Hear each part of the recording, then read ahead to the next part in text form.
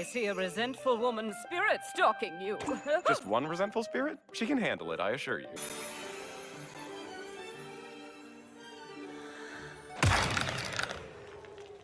The third episode for May I Ask for One Final Thing is a great example of how consequences of characters' actions should unfold. And it's also a great example of how romance is not something that you should just punt to the end of the story, but it can already have a great effect early on. So, let's talk about it. Hi there everyone, Lars here from Camille's Harem, a channel for novice authors by novice authors, and because writing is an adventure, it's way more fun with friends, and by golly, this particular adventure with this anime is just chef's kiss. In the third episode, we find Scarlet with her newly acquired beastkin servant who she spared after he tried to assassinate her, albeit on orders from the Prime Minister, has gone now undercover, though not really undercover, to acquire more slaves. It's not because she has gone turncoat and is now a horrible human being, but rather to flush out the other slave dealers within the kingdom,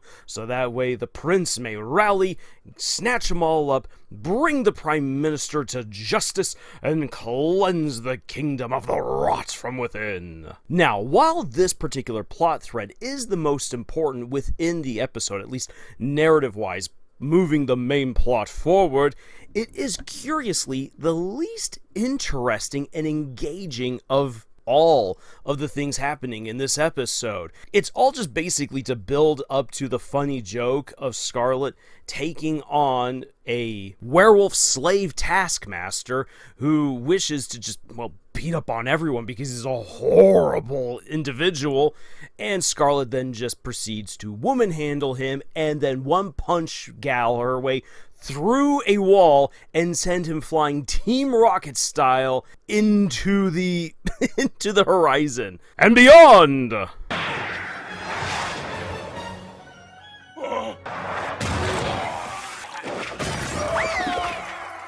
But what I would argue is actually far more interesting and engaging to the characters and even to the plot going forward are the date that Prince Julius and Scarlet go on and the schemes that the Prime Minister is cooking up with the pink-haired girl?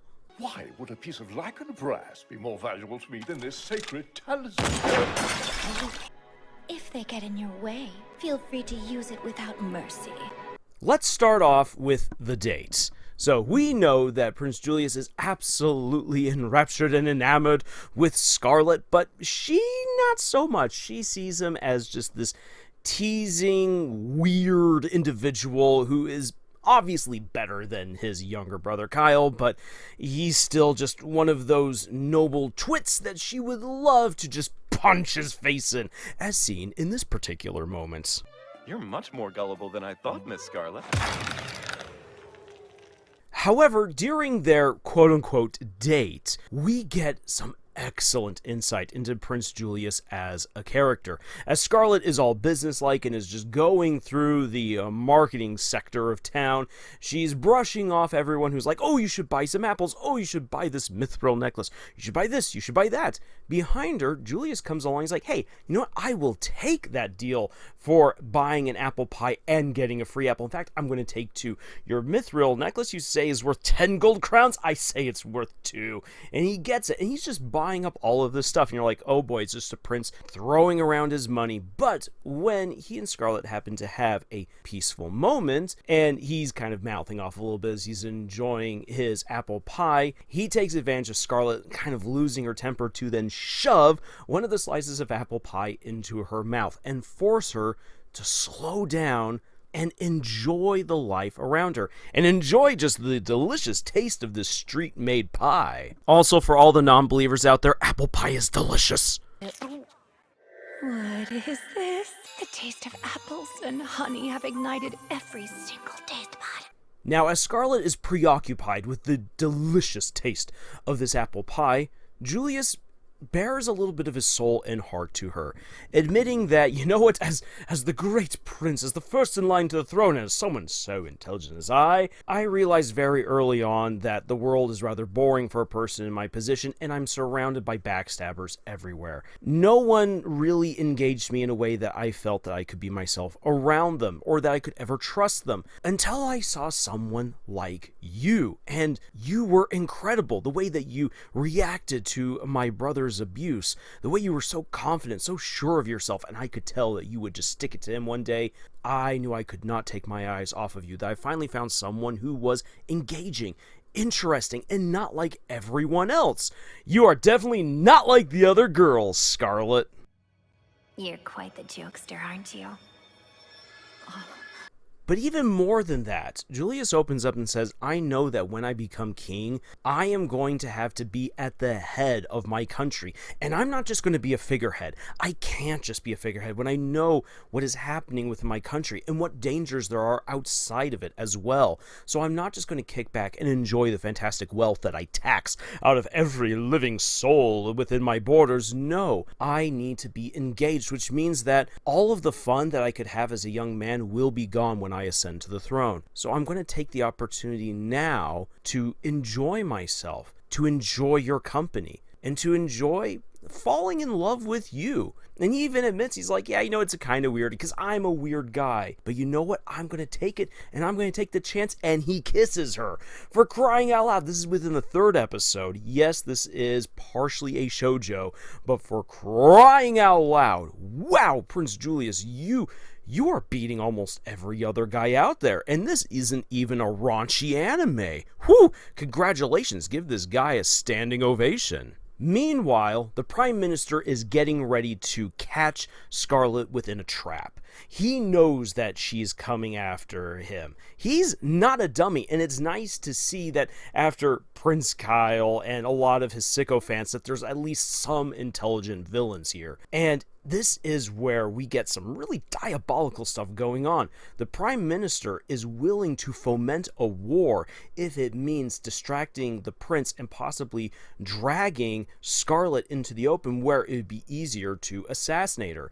And I guarantee that he's probably also thinking about how he can actually use what should be her trap to bring him out during the slave auction to possibly even reel her in. And at the same time, he accepts a gun from the pink-haired girl, whose name is so ridiculous I cannot remember it. And what's great about this particular scene is that, well, we've got a gun! You know what a gun can do? It can blast people away, which is demonstrated at the very end of the episode.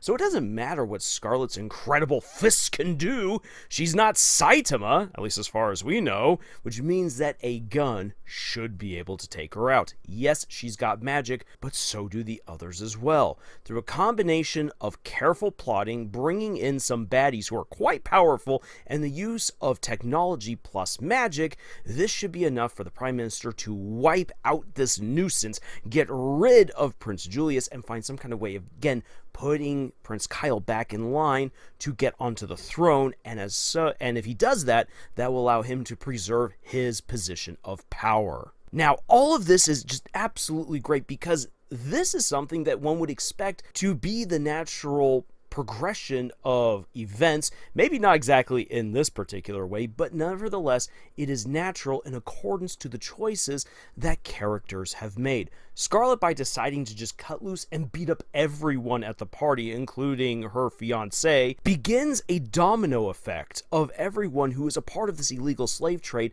now worrying and fretting what's going to happen when she comes after them. But rather than just simply going to ground and hiding, no, they've got a lot of money and power involved in this. They are not just going to hide, they are going to get rid of her. After all, one of the most powerful men in the kingdom, the Prime Minister, is at the center of this slave ring. So he is going to take action, but he's not being an idiot. After sending one assassin who he thought was going to do the job, and that failed, he's like, okay, one assassin is not going to cut it.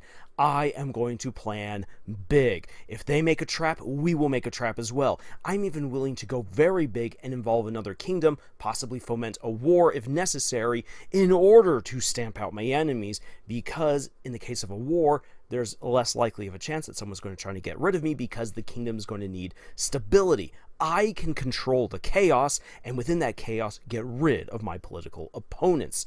At the same time, a gun is offered to him, saying, look, if you are going to go big, you should not underestimate Scarlet. You should not underestimate your enemies. Therefore, take everything that you possibly can at your disposal, even this new falutin technology, and cap a lead ball in her face in order to get rid of the Scarlet Woman and again maintain the control that you held over the kingdom. At the same time, Scarlet and Julius are not just coasting through the plot.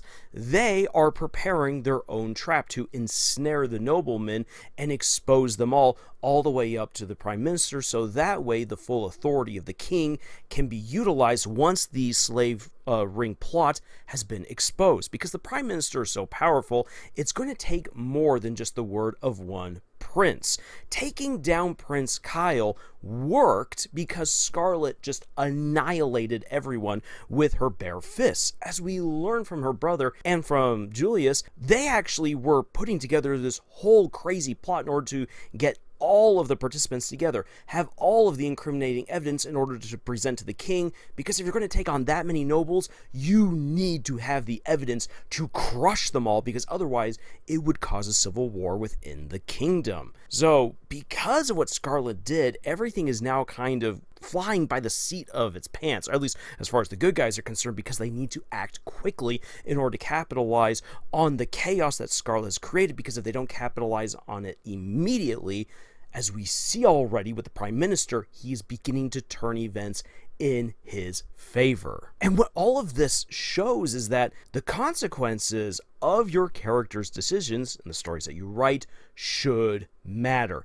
They should unfold. We need to be able to see that within your story. And may I ask for one final thing, does this brilliantly in this episode, which unfortunately we don't get a whole lot of because it's again dominated by the setup for just one joke.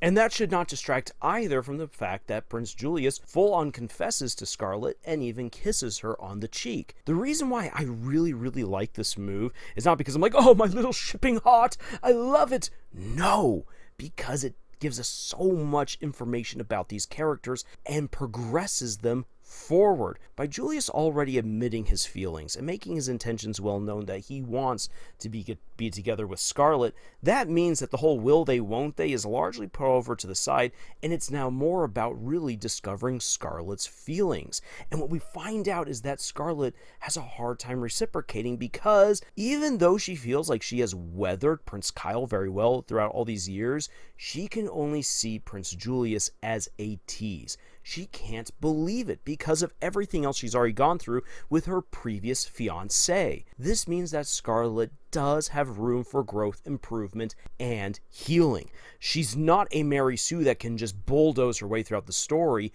She is clearly a wounded figure and doesn't fully realize it because the only release that she has so far been able to truly realize and understand is just pummeling bad guys with her fists. And while that's a great thing for her to do, we already see that it's not enough, because she does need to heal.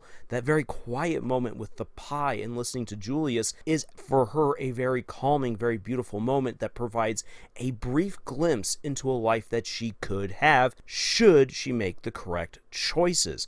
So the ball is now in her court, and we'll have to see how she reacts going forward. And as far as good romance writing goes, this is actually really good. We need to see solid mile markers that clearly depict good progression, or at least some sense of progression as far as any romance is concerned. If we think back throughout the show, in just 3 episodes, we get the flashback to Julius stepping in and preventing Kyle from getting his face beat in when he tries to cut Scarlet's beautiful hair.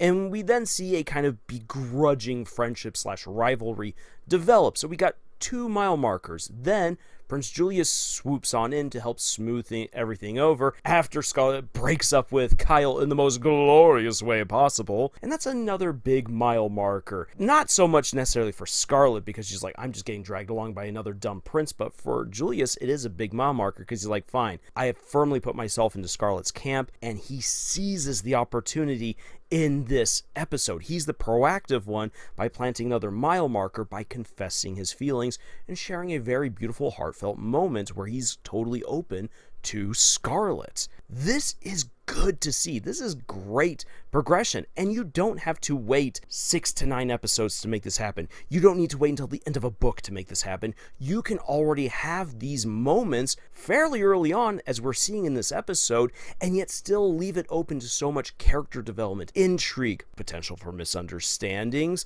strife, and all the rest of the other stuff that we look forward to in a good progressing romance. So, with all that being said, that's basically my breakdown of this episode, and I want to hear your thoughts and opinions on episode 3 for May I Ask for One Final Thing. And I hope you're looking forward to the next episode, because by golly, so am I. And if you'd like to be notified for when my next review of this anime drops, please make sure that you've subscribed and that you've clicked the bell icon to be notified for when that happens. And if you'd like to support the work that I do here on YouTube, please check out the books that I've published. Links for all of them are in the description below. Thank you so much for joining me on this incredible adventure that we call writing, and until the next video, y'all, tschüss.